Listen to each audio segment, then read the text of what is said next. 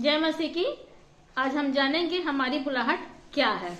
जैसे कि लिखा है, हम पढ़ेंगे उत्पत्ति 12 अध्याय का 1।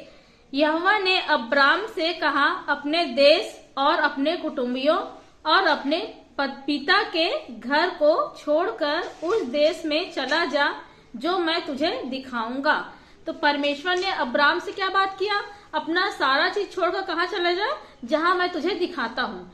तो मैं आपको कुटुंब या परिवार को तो नहीं कह रही हूँ कि छोड़ के चले जाओ, है ना, लेकिन हम और कुछ इसी वचन से हम सीखेंगे, है ना। जैसे परमेश्वर ने क्या कहा, है ना, अब्राम को क्या कहा, है ना, अपने देश और कुटुंबियों को, अपने पिता के घर को छोड़कर उस देश में चला जा जहां मैं तुझे, है ना, दिखाऊंगा। तो वैसे ही परमेश्वर हम आपको और मुझे भी वचन से मार्ग दिखा रहा है। क्या दिखा रहा है? आपको और मुझे वचन से मार्ग। जैसे कि लिखा है कुलुस्सियों 3 अध्याय का हम पढ़ेंगे 5 से 9 तक, है ना। क्या लिखा है?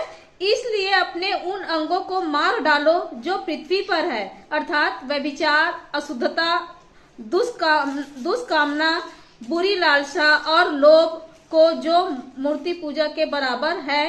इन्हीं के कारण परमेश्वर का प्रकोप आज्ञा न मानने वालों पर पड़ता है। और तुम भी जब इन बुराइयों में जीवन बिताते थे तो इन्हीं के अनुसार चलते थे, पर अब तुम भी इन सब को, अर्थात क्रोध, रोष, बैर भाव, निंदा और मुंह से गालियां बकना, ये सब बातें छोड़ दो। ये सब बातें क्या करो?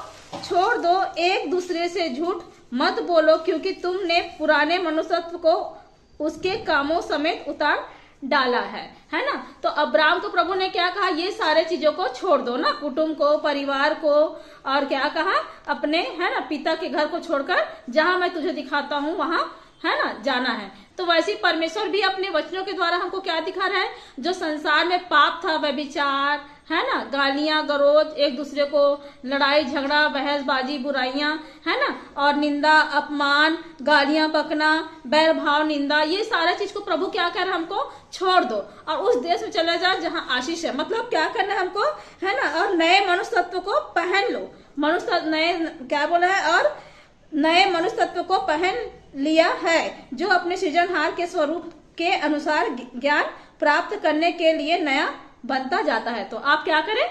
नया बनो, सब कुछ छोड़ के मसीह में नया बनो। वही परमेश्वर की बुलाहट है कि दूसरों को हम क्या दे? जीवन दे, आशीष दे, अच्छे भला काम करने के लिए उकसाए। जय मसीह की।